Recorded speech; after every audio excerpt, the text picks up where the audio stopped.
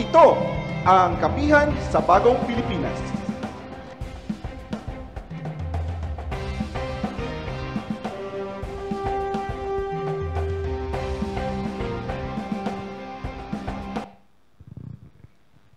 Magandang araw Pilipinas, magandang araw Soc.Sargen. Sa ngalan ng Presidential Communications Office, Secretary J.B. Ruiz, Philippine Information Agency Director General Catherine Chloe De Castro, ako po si Fryan Iabkila ng Philippine Information Agency Region 12 at ito ang Kapihan sa Bagong Pilipinas. This communication initiative aims to enhance public understanding and engagement in the programs and projects implemented by various government agencies at the grassroots level.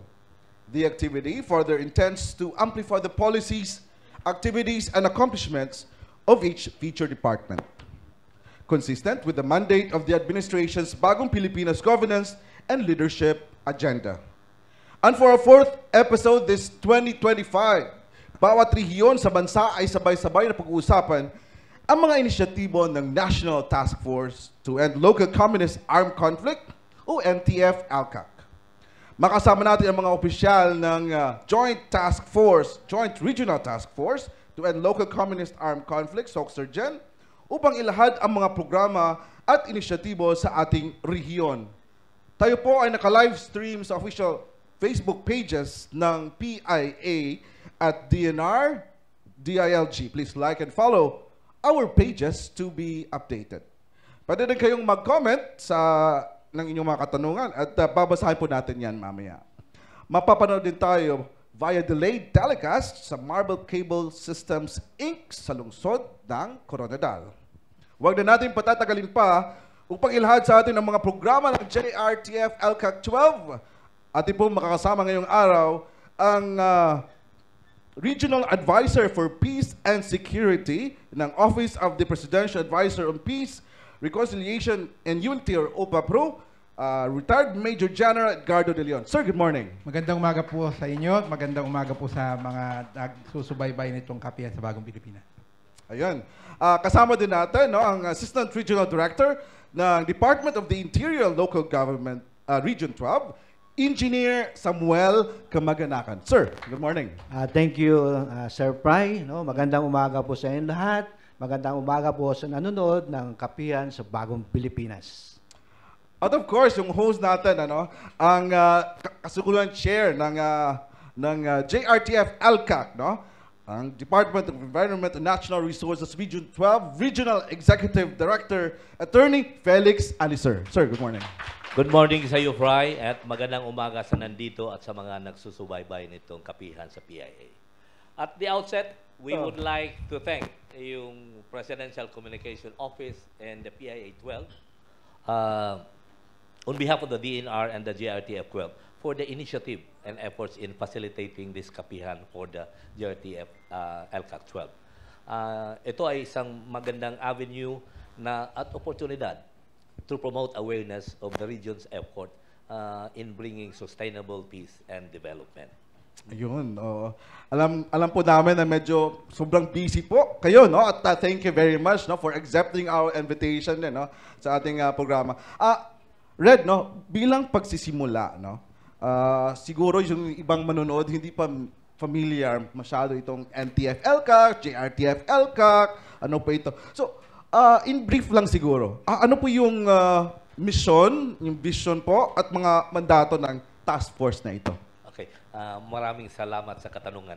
Itong Joint Regional Task Force or JRTF-ALCAC or the Joint Regional Task Force to End Local Communist Armed Conflict was created by virtue of Executive Order 70, Series of 2018. 2018. Itong Executive Order na ito institutionalizes the whole of nations approach as a government policy or strategy to achieve inclusive and sustainable peace. Ang Executive Order na ito din, ang pakay nito is to harmonize the delivery of basic services and social development packages sa mga conflict-affected areas at sa mga vulnerable communities that were cleared by the armed forces of the Philippines para sa ganun makapag-participate itong lahat ng sektor in the country's peace agenda. Itong task force, the operationalization of the task force is governed by Joint Memorandum Circular number 1, series of 2019, the following year. Ito ay binubuo ng mga Regional Development Council at saka Regional Peace and Order Council. Na-formulate itong joint task force na ito on July 4, 2019 sa pamagitan ng Joint Resolution number 2. At saka ang task force na ito, ang namumuno nito yung tinatawag nating Cabinet Officer for Regional Development and Security. And siya ang magiging chairperson of the joint task force. Yung dalawang chairperson natin sa RDC at saka RPOC, yung mga co-chairperson. Co-chair. Now, sa region na ito, in order to implement the mandate of the task force, the task force is assisted by the Secretariat. Katulong namin ang NEDA 12, DILG 12 at saka DNR 12. Yung NEDA is responsible for the secretariat functions, yung mga regional conference at saka mga reportorial requirement. Magaling sila doon. At saka yung DILG naman, sila yung namumuno, manages the local convergence, kagaya ng local service caravan, at saka yung mga implementasyon, yung tinatawag nating LGSF SBDP program. Samantalang kami sa DNR 12, bilang representante ng courts, kami ang namumuno, being the head of the technical working group and the secretary. So, pinagtulong-tulungan ng tatlong regional agency yung pag-support ng joint task force. Ayun, okay. So, thank you very much, Red, no? Sa pagpapakilala ng tungkuling ginagampanan ng JRTF-ELCAC sa ating komunidad. May mga dagdag pa ako na tanong. Yung task force, alam natin, di ko alam, by the way, na-mention mo ba kanina kung na may line of efforts ba yung... We have 12, no? 12 line of sa ating mga efforts. meron tayong 12 line of efforts. So, gusto lang namin malaman kung ano po ito, ano yung mga line of efforts na ito, at saka isa sa mga LOEs na ito, yung Infrastructure and Resource Management Cluster. So, gusto namin din malaman kung ano yung role ng DNR sa cluster na ito and ano po yung mga proyekto na currently na-implement ng department under sa inyo. On the part of the DNR, kabilang kami sa dalawang line of efforts. Yung una, yung Infrastructure and Resource Management Cluster. Yung pangalawa is yung PRLEC, yung Poverty Reduction, Livelihood, and Employment Cluster. Sa unang cluster, yung IRM, ang head nito yung DPWH dito sa rehiyon natin, meron kaming ambag dito, yung tinatawag nating small water impounding system. Ito is parang water system natin na ginagawa natin dito sa far-flung areas. Usually sa forest land, ito ginagawa namin. The primary objective nitong mga nito is during drought. In such a way, masustain naming supply of water sa plantation namin. That's the primary objective. At of course, yung mga komunidad, mga household doon, makabenepisyo din in terms of the supply of potable water. So, tulad mo ngayon, Red, no? Pwede ma-insert mo na. Yung Paparating na El Nino. El Nino. So, malaking tulong ito sa komunidad natin in terms of the supply of water because we will be bringing closer to the communities yung supply of water. Hindi na sila mag-iigib. Pero, yun din sa mga plantation namin, ginagamit din natin ito para masiguro natin na mabubuhay yung mga plantation natin. Ito, yun ang small water impounding system namin. Okay. So, yun, na-mention mo kanina, Red, yung PRLEC, no?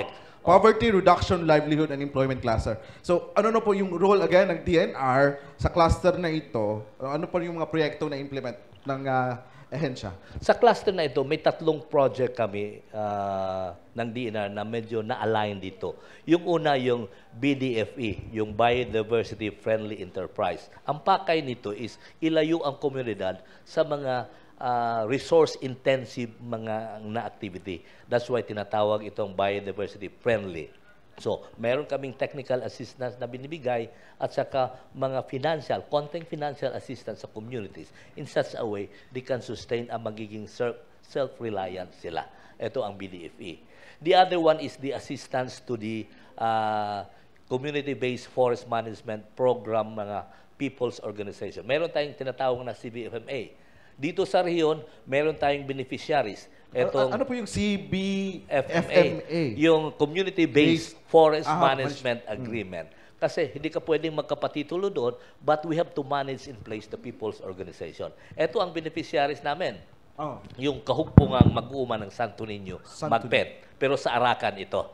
Pero ang ginagawa namin dito is we provide technical assistance. So, ang naibigay natin dito yung cacao machinery. Marami yon, yung mga skin remover, yung mga roasting machine, at saka grinding machine. Sa people's organization, binibigay namin. Then, ang pangatlo na programa namin is yung National Greening Program. Ayun. So, to our estimates, ang maibigay namin sa bawat pamilya nito na beneficiary sa NGP at saka yung mga LCAC target natin is mga around 25,000 from seedling production up to the maintenance and protection. So, yun ang programa natin. Tatlo, yung BDFE sa Community-Based Management Program at saka yung NGP in terms of the PRLEC. Yun ang naiambag ng DNR. Okay, so saludo po kami sa inyo, Red, no? At sa ahensya, sa inyong mga ginagawa para sa LCAC. Para mas mapalawak pa po natin ang kaalaman ng mga manunood patungkol sa LCAC, para po sa ating UPAPRO, no? Kay Major Jana De Leon. Sir, ano po yung tinatawag natin ng Localized Peace Engagement o itong LPE? Yeah, maraming salamat. Ang Localized Peace Engagement ay isa sa mga 12 line of efforts. Oh, LOEs, no? Kada line of efforts, meron tayong tinatawag na cluster of agencies. No? Yun. So, ito pong Localized Peace Engagement, wherein OPAPRO and the DILG, kami po yung co-lead ng Localized Peace Engagement Cluster. Ito po yung naging kapalit nung na-terminate yung national level peace talks when it was realized na walang sinseridad yung pamunuan ng National Democratic Front of the Philippines sa usaping pangkapayapaan. So, nag-shift po tayo sa localized peace engagement. So, sa ngayon po, magmula nung na-terminate ang national level peace talks, hanggang ngayon tuloy-tuloy po ang localized peace engagement sa buong bansa. Okay. Sa tingin nyo po, naging successful naman itong LPE na ito? Yes. Ito po yung isang napakalaking contribution sa nire-report po ng ating security sector na dismantled na lahat ng guerrilla fronts sa buong bansa. No? Dati po, umabot ng 89 guerrilla fronts ang CPP, NPA, NDF. Pag sinabi pong guerrilla front, yun po yung... Buong Pilipinas yan, ano? Opo, yun po yung parang... isang provincial office o kaya ay regional office ng CPP-NPA pag sinabi pong guerrilla front, no? Dismantled na po lahat yan. No? Yung kasi po wala na. Wala na po. Ibig sabihin, wala na yung struktura, humina na yung pagkilos. Ang naging dahilan ay itong libo-libong mga dating NPA na nagbalik loob sa pamamagitan ng localized peace engagement. So, successful po yan kasi directly ang pakipag-negotiate at involve ang ating LGU at ang komunidad sa usaping pangkapayapaan. Okay. So, why is the LPA a better way of dealing with communist insurgency? Unang-una po, no, pagka wala pong localized peace engagement, dati po national level peace talks, pinagbabawalan po ng pamunuan ng CPP, NPA, NDF ang kanilang mga kasapi na makipag-usap, no? At pinipigilan sila na bumaba at magbalik loob. Sa localized peace engagement, nabuksan po ang pintuan sa lokal na level. Involved po ang mga local chief executives, constituent po nila yung kanilang kinakausap, at mabilisan po ang kanilang pagsolusyon o pagsulba sa mga problema na siyang naging dahilan sa pagsanib nitong ating mga kababayan sa NPA. So, sa localized peace engagement, kung ano yung naging issue sa komunidad, agarang nasusolusyonan. Katulad po nung na-presenta kanina ni Red, no? Meron pong mga kasalukuyang programa ng DNR na grassroots level, no? Mismong farmers organization, people's organization ang nakikinabang So, yun po ay isang component actually ng localized peace engagement. No? But because of that direct benefit to our constituents, direct sinasagot ang kanilang mga naging hinaing, yun po ang naging dahilan kung bakit mas naging epektibo ang localized peace engagement. Ayun, okay. Sige, thank you very much, sir. Para naman po sa DILG, may alam natin, no, sa 12 lines of efforts, sa pagkaalam ko, may 5 ang DILG, no? So, pwede po natin ma-explain isa-isa kung ano po itong mga LOEs dito at paano sila naging tawag na interconnected.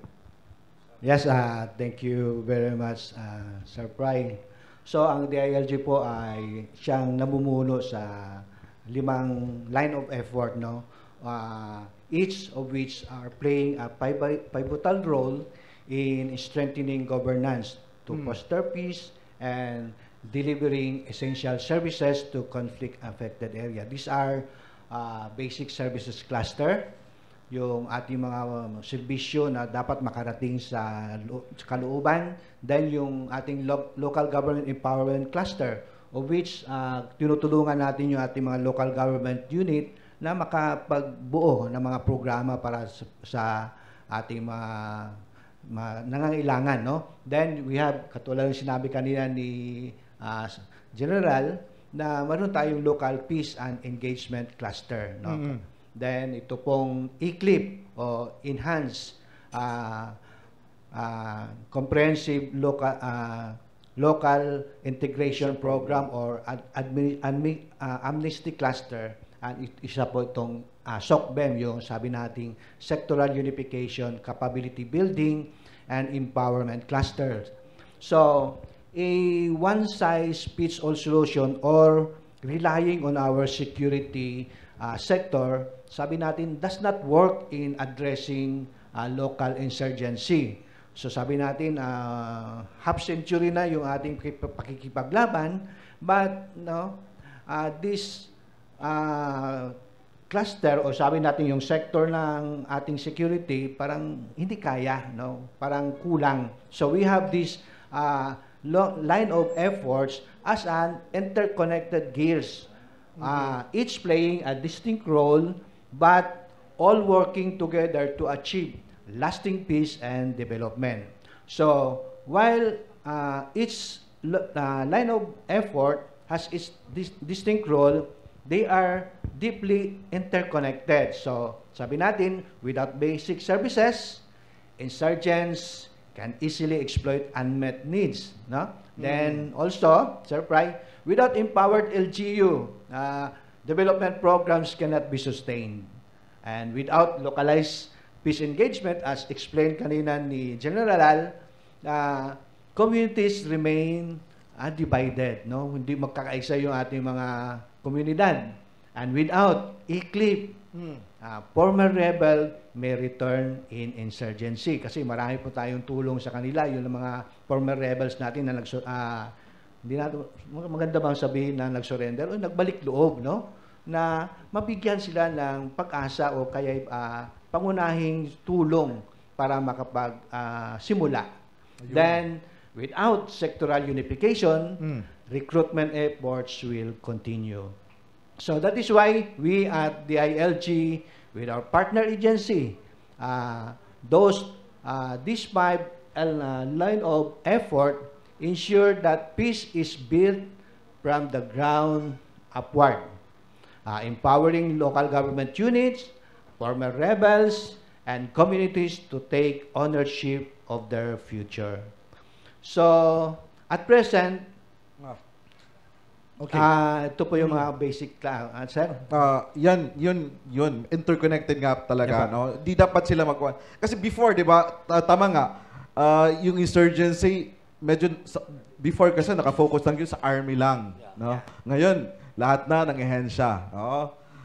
Pati nga kami, no? Sa PIA. Yung sa advocacy naman kami, doon naman kami sa strategic communication. At present, tanong ARD Sam, ano po yung mga accomplishment ng DILG 12 under each LOE? Okay, thank you. So, sa basic cluster, ngayong 2024, last 2024, we have 46 local servicio caravans were conducted in Stock Sergeant area. So directly delivering government services which serve 101,700 beneficiaries. And Continuing to, no? Apo, May mga schedules pa kayo? yes, ngayon 2025 meron pa rin po to, no? Okay. Kasi may mga bagong target barangays, no? And we will able to provide siguro 62 million worth of service, no? These are katulad po ng mga pre-medical and dental check-ups. Andiyan po yan, no? Distribution of seedlings and tilapia. We are so thankful sa DNR to who are Yun, providing DNR. those seedlings, no? At saka yun sa tilapia fingerlings, sa BIPAR po yun siya. Then, road rehabilitation, assistance in birth certificate registration, yung mga local government units kasama natin.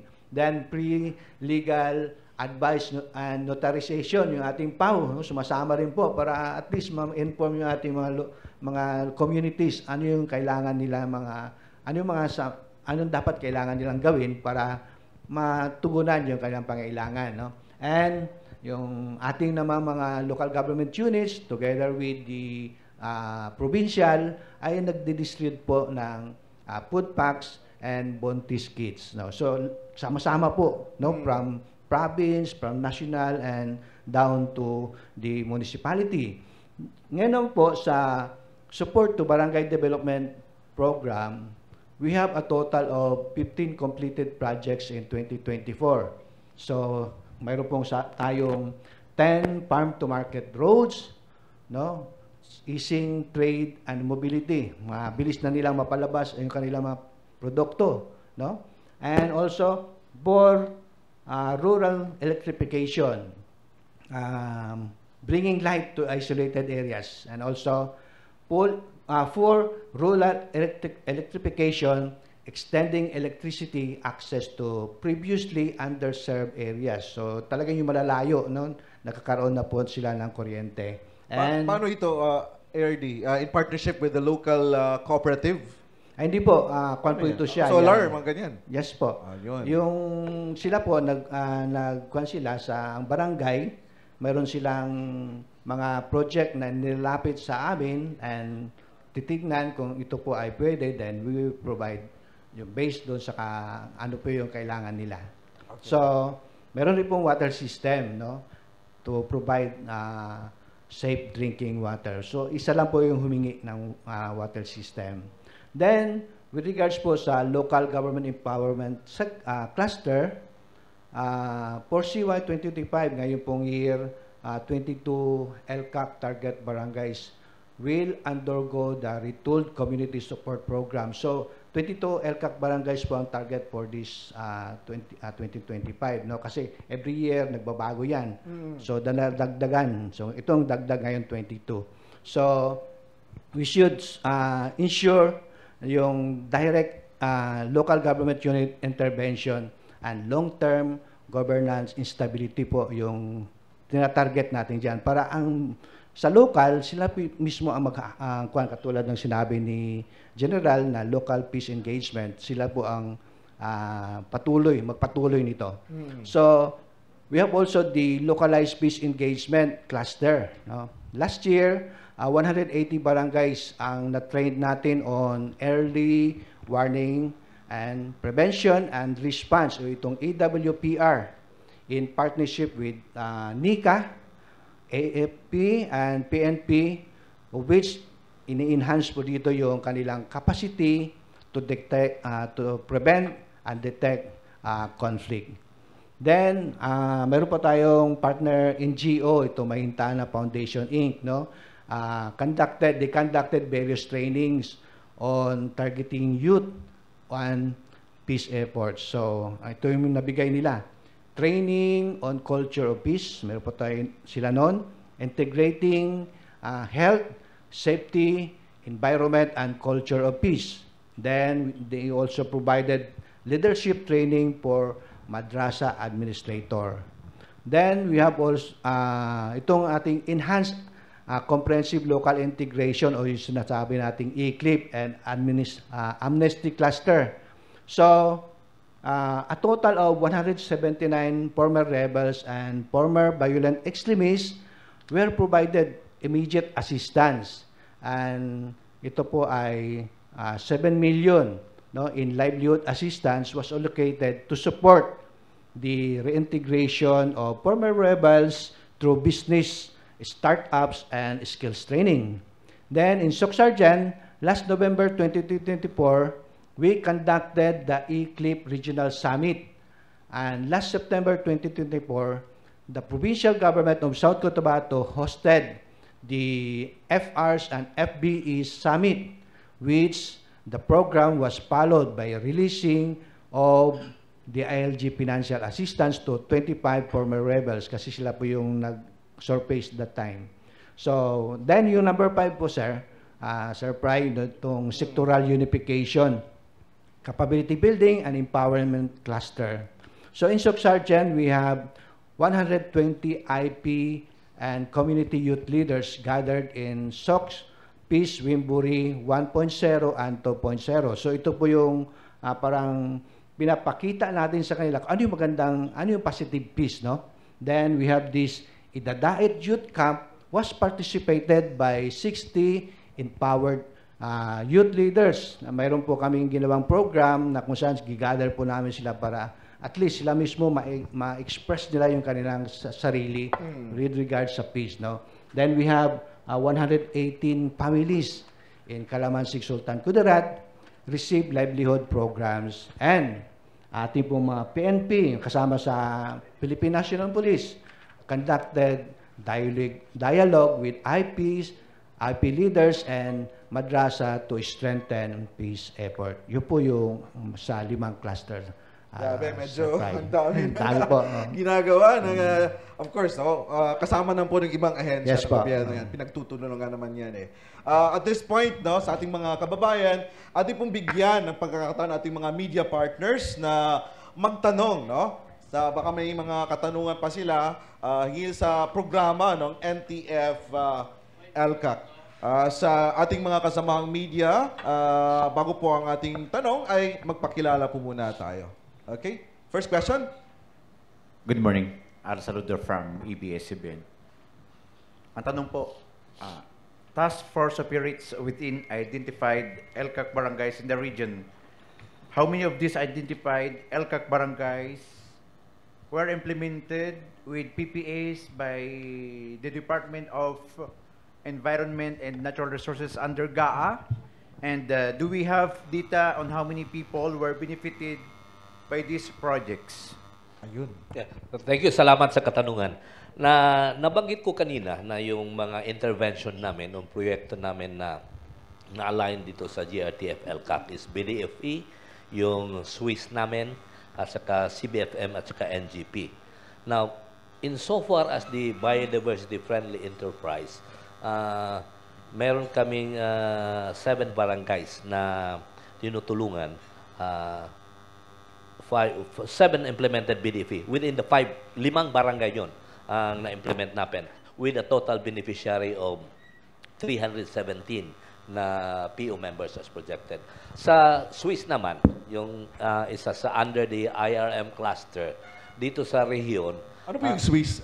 small water impounding kayo kanina. water system actually. Water system. From 2015 to present, sa COVID, medyo wala kaming intervention, limited yung mobility namin. Meron kaming 26 LCAC barangays na natulungan. So, 26 structure din yon. Now, on the part of the CBFM, isang kuan lang yon, isang people's organization sa Santo Niño, Arakan, merong 50 beneficiaries, of which 30 male and 20 female.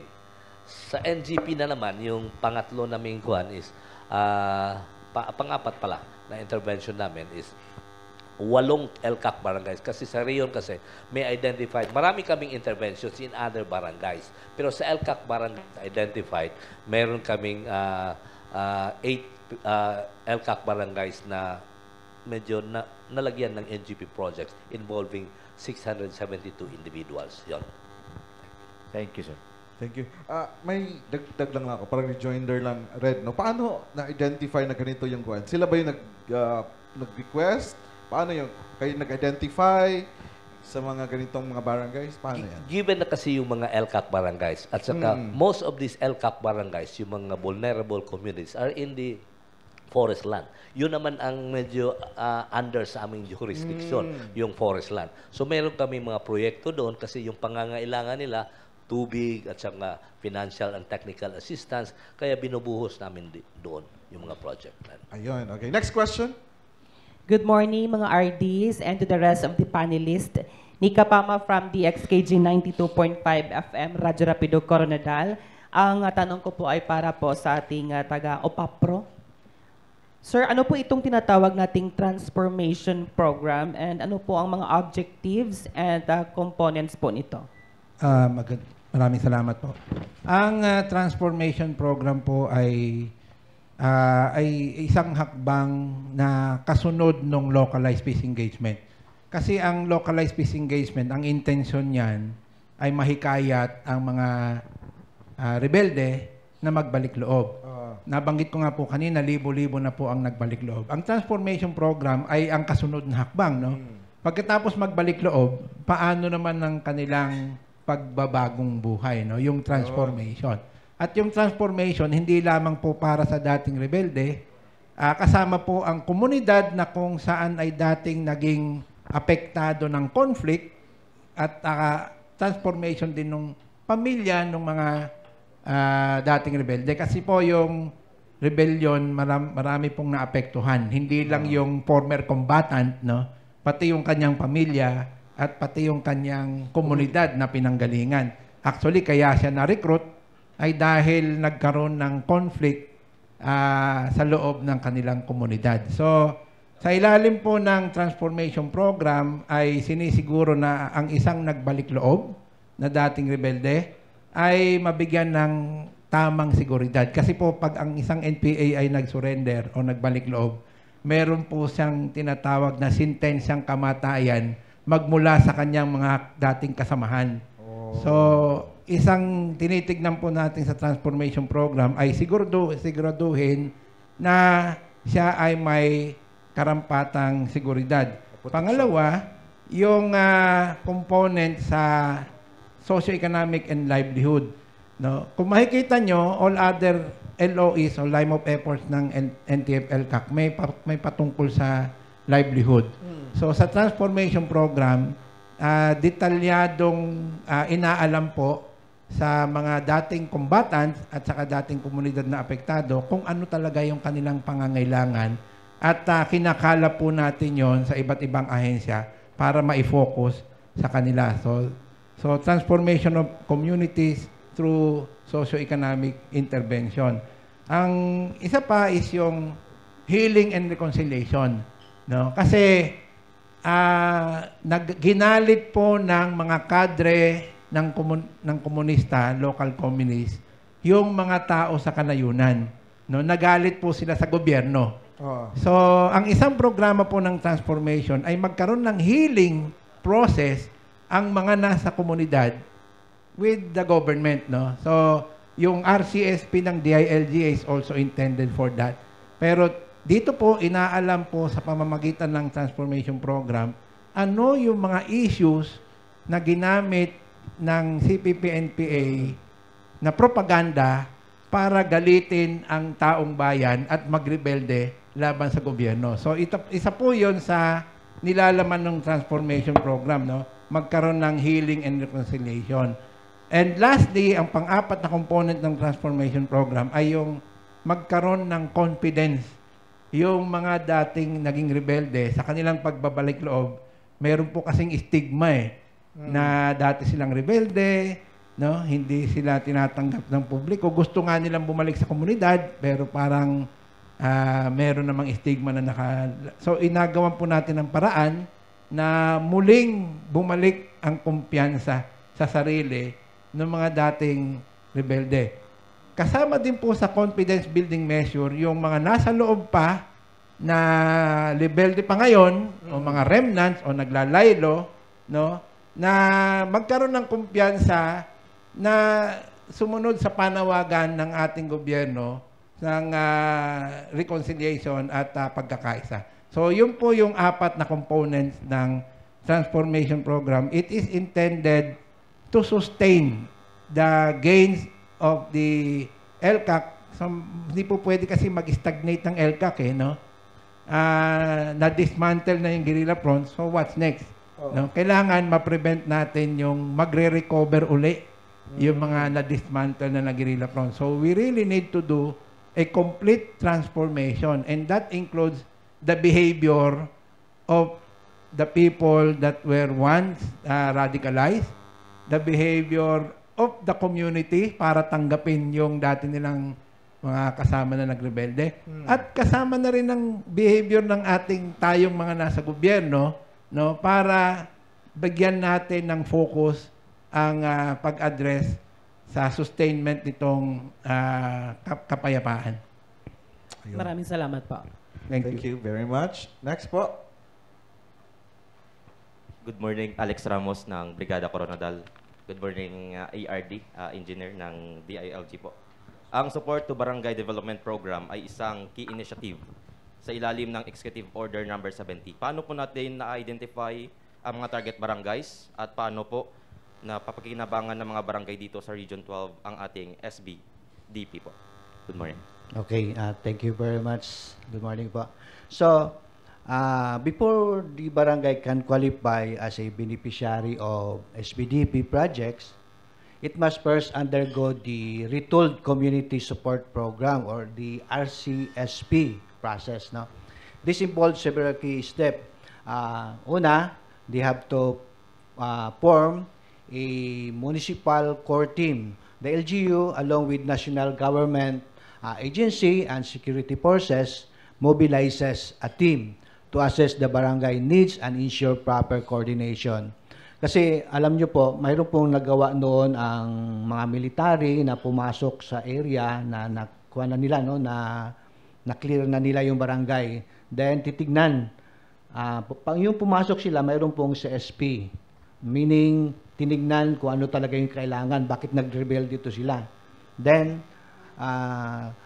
ang retold naman, babalikan yung kanilang CSP, of which nakikita na talagang totoo, kung totoo yung kwan. Then, from that CSP, they will enhance yung kanilang barangay development plan. Kasi nakita yung problema eh. Dapat mapasok yun sa ating barangay development plan.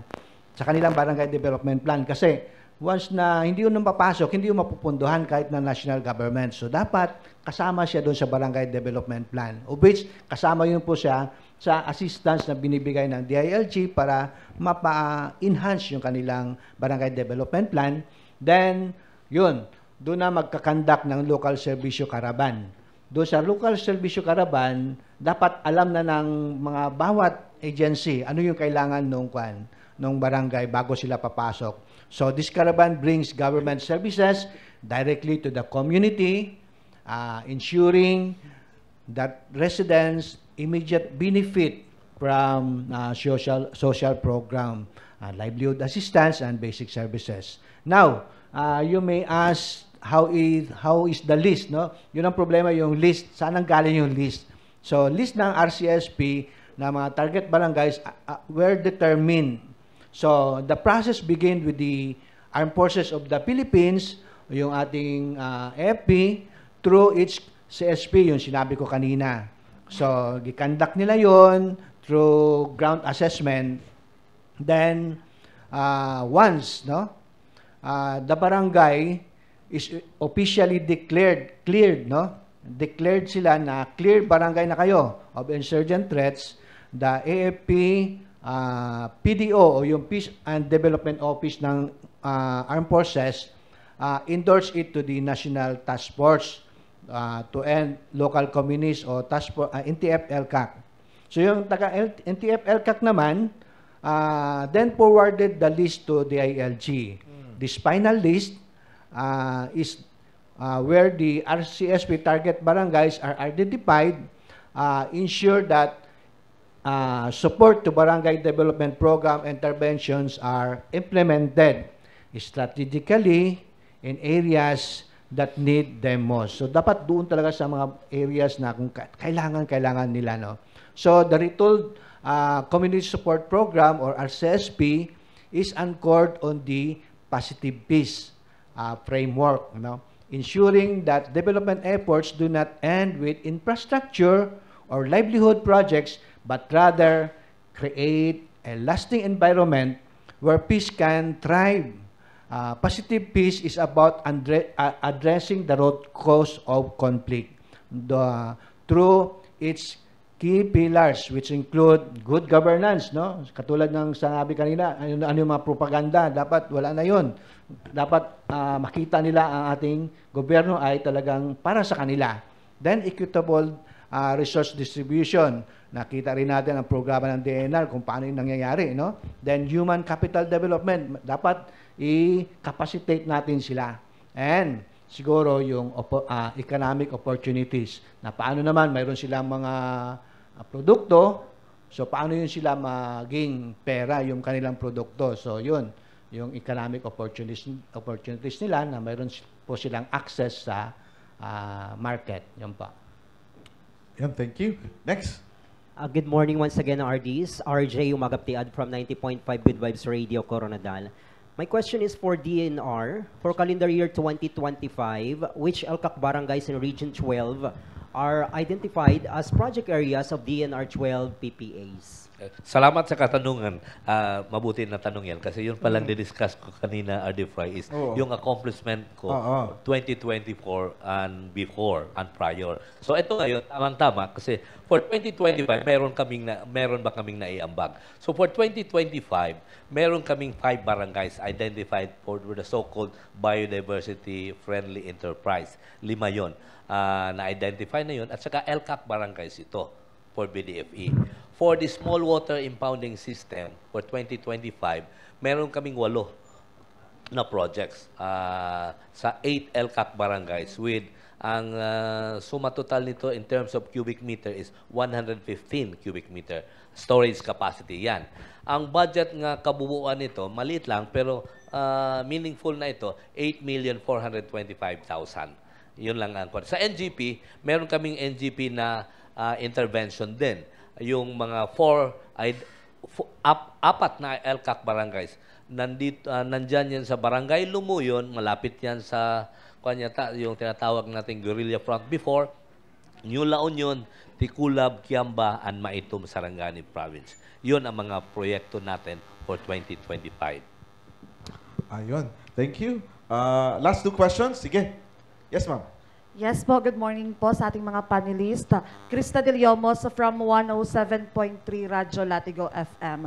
So ang question po is, can you please share the result and development in the implementation of your PPAs within the identified barangays in the region? And how did the PPAs improve the lives of the community in these areas? Parang sa'yo yun, Red. Parang follow-up na. Follow-up yun.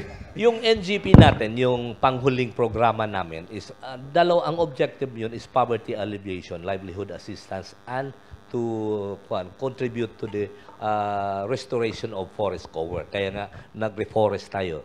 NGP kasi is reforestation. So nakatulong ito and nabanggit ko kanina na binabayaran natin yung identified people's organization para gumawa nito. So roughly nasa 25,000 yung the whole package of NGP from seedling production to the maintenance and protection. Sila din na magme-maintain dyan for 3 years to ensure na masustain yung production. In terms of NGP yon. Pero yung sa biodiversity friendly enterprise, yung BDFE, kaya nga ginagawa natin ito so that yung communities natin, instead of depending so much on the resources within their community, they will shy away from using these resources. Ida-divert natin sila para hindi sila maging pressure doon sa resources natin. So that's why it's called biodiversity-friendly enterprise na ganon. Yung Swiss naman, very obvious yun, yung Swiss. Provision of potable water supply to the community. And in case of drought, yung plantation establishment natin, maisiguro natin mabubuhay. Yun ang mga anticipated impact of that project. Thank you very much. Thank you po. Thank you. Sergeant.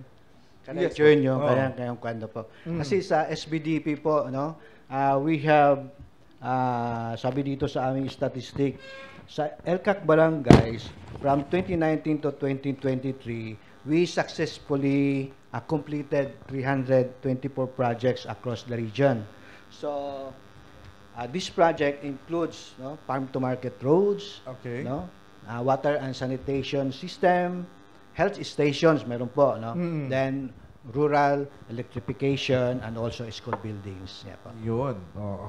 Thank you very much. Last question, no? Yes po. Para sa DILG. DILG.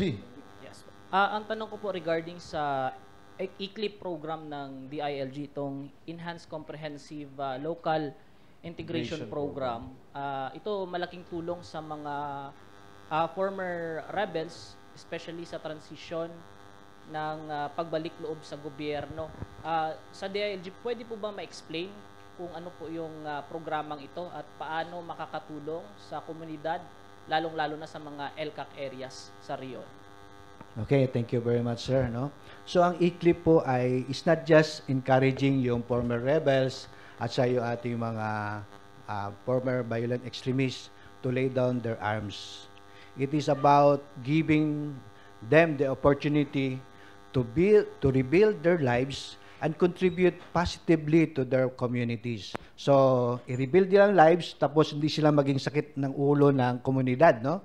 This program offers a comprehensive package of benefits designed to provide immediate relief and long-term stability. So, ECLIP facilitate the safe reintegration of FRs by providing support systems that promote economic self-sufficiency and community participation. So, upon surrender, FR receive immediate assistance of 15,000 for basic necessities kasi pag surrender nila, wala silang dala. So, kailangan nila ng mga pera. So, para sa food and shelter nila ito. Then, this followed by 50,000 livelihood assistance, which help them start businesses, engage in farming, or pursue other sustainable income-generating activities. So, dito, kasama rin natin ang ibang agency kasi bigyan mo sila ng 50,000 pero hindi nila alam gastusin. Paano yun? Tutulungan sila ng TESDA, papasok doon, i-enroll sila sa ibang kwan. Minsan ang ating mga LTO nga, tumutulong rin ating LTO dito kasi yung sa pagkuha nila ng kwan, ng driver's license. No? So gustong-gusto ng LTO makatulong sa kanila para hindi na sila harangin sa daanan. No? Kasi minsan madaling trabaho nila yung maghabal-habal. So mga ganun, dapat makuha yun. So, ganun po, no, mga activities yun. So, for 2024, about 7 million po ang allocated na livelihood assistance sa kanila. So, it benefited around 187 former rebels and along with 1.7 million for proper disposal of surrendered firearms in accordance with security protocol. So, yung mga baril nila na sinurrender, meron rin po ng kaakibat na, yun siya, sir. May kaakibat rin po na value, no? Paano yun siya babayaran, gano'n po. May mga process po tayo niyan. Ayun. Thank you very much po, ARD Sam, no? Nauubusan na po tayo ng oras. Gusto natin magpatuloy sana, no? Sa ating balitaktakan. Pero again, congratulations po sa lahat ng bumubuo ng JRTF LCAC Region 12 sa inyong mga nagawa at ginagawa at gagawin pa, no? So bilang pangawakas mga sirs, no, mensahe po ninyo, no, para sa ating mga manunood. Major General De Leon, sir. Una, maraming salamat sa pagkakataon na binigay niyo sa amin na maipaliwanag yung whole of nation approach ng National Task Force LCAC, no. Yung 12 LOEs po ay whole of government. Right now po, meron na pong civil society organization na kasama na rin po sa ating LCAC. In fact, sa transformation program, yung former rebels ng SOCSARGEN ay na-organize na ngayon bilang isang civil society organization. Ang tawag po dyan ay SOCSARGEN Peace Advocates for Nation Building Development or SPAND, no? So, lumalawak ang ating whole of nation approach. Sa tulong po ng kapihan sa Bagong Pilipinas, mas lalo po nating naintindihan at perhaps lalo po kami ang magiging involved para po matapos na po ang communist insurgency sa ating bansa. Maraming salamat po. Thank you very much, sir. ARD Sam? No, thank you, Sir Pry. Bago po ako naging ARD, I was the provincial director of Sarangani. Okay. And during the start of this EO 70, itong end of local communist armed conflict, talagang pinupuntahan namin yung lugar na target LCAC barangay. Napakahirap pong puntahan. So kaya makisip mo, talagang kaya pala ganito yung isip ng mga tayo. Yung mga geographically isolated. So, yes. So napakalayo, napakahirap puntahan, no? Sa ilog pa kami dumadaan. But recently, talagang na-improve yung kanilang lugar because of this line of effort na talagang nakapokus doon. So na-improve yung kanilang buhay.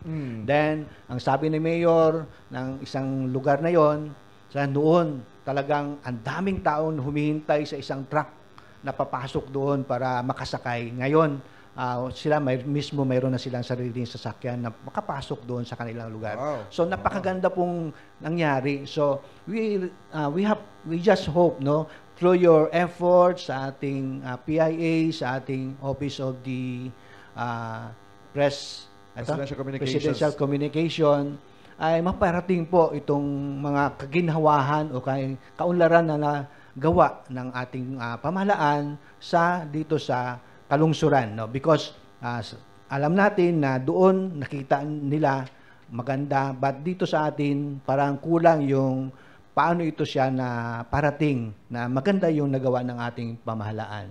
So, thank you very much for giving us the opportunity na ang ating gobyerno po ay gumagalaw para po mapaunlad ang ating kanayunan, lalong-lalo na po yun sa mga geographically isolated barangays. Thank you very much.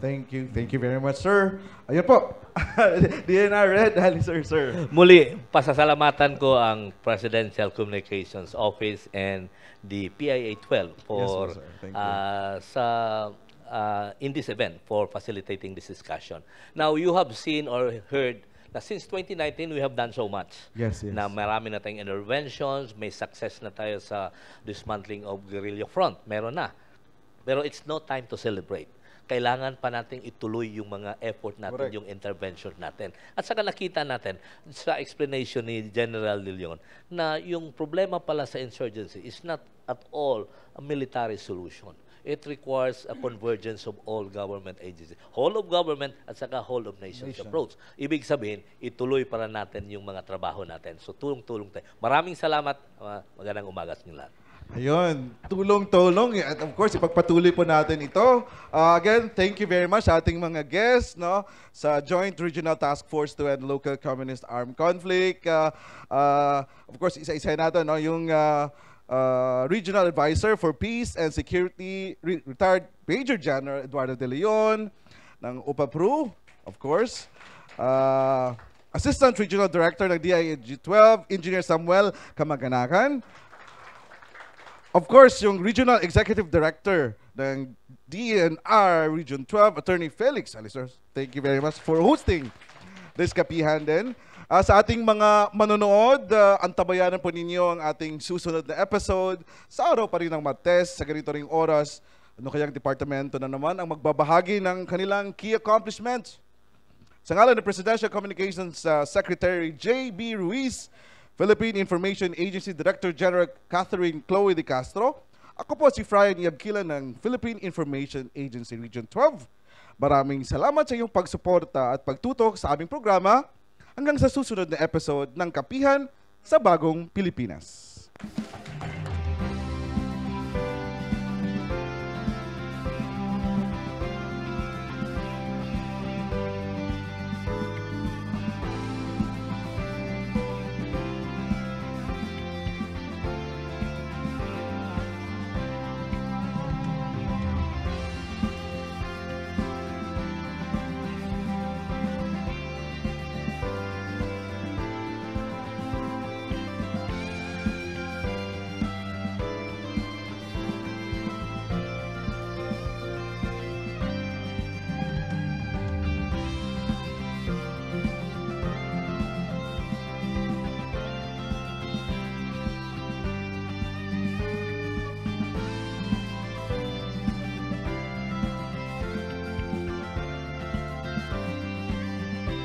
Ito ang Kapihan sa Bagong Pilipinas.